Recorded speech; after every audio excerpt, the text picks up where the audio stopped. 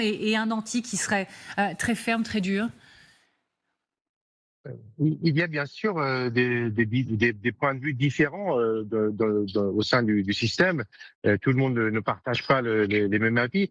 Mais ce qu'il faut savoir, c'est que pour ce genre de décision, c'est-à-dire négocier avec les Américains ou lancer une guerre ou, par exemple, comment répondre quand Israël a attaqué l'Iran, comment il fallait répondre, les décisions en général se prennent au sein du Conseil suprême de la sécurité nationale.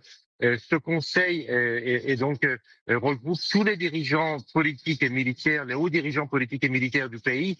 Il y a le président de la République, il y a le ministre des Affaires étrangères, le ministre des Renseignements, le ministre de l'Intérieur, par exemple.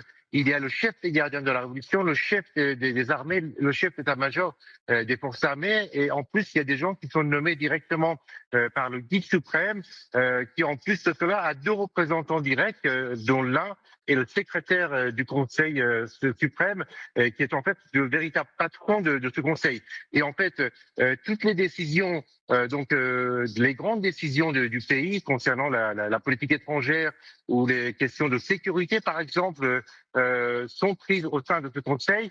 Et pour que ces décisions soient effectives, elles doivent être avalisées par le guide suprême iranien. Lorsque le président iranien dit, par exemple, j'ai ordonné d'entamer des négociations avec les États-Unis, en fait, il exprime le point, la conclusion des débats au sein du Conseil qui a abouti à une telle décision. Mmh. Par exemple, là, les responsables iraniens disent que la reprise des négociations avec les Américains, qui a été interrompue par la guerre de 12 jours, sera reprise ces négociations de manière indirecte et dans un second temps, s'il y a des garanties de la part des États-Unis, il peut y avoir des discussions et des négociations directes. Il y a des points de vue différents, mais il n'y a pas de beaucoup peut-être ne partagent pas, mais ce genre de décision est prise par ce Conseil suprême qui réunit quelques 30 ou 35 membres. Je vous remercie beaucoup, Siavash Ghazi. Je vous dis à tout à l'heure. On se retrouve un peu plus tard dans cette émission pour revenir sur les attaques iraniennes contre l'armada américaine. Ça s'est passé hier. On se dit à tout à l'heure. Je voudrais qu'on explique à nos téléspectateurs pourquoi c'est important ce point des dissensions au sein du régime. Si vous nous avez bien suivis depuis plusieurs jours, on vous l'a martelé.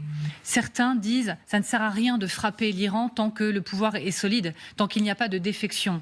Si ça bouge au sein du régime, est-ce que c'est un game changer, comme on dit? Est-ce que ça peut changer la donne, Grégory Phillips? Oui, d'autant plus que la semaine dernière, les services de renseignement américains ont quand même expliqué à Donald Trump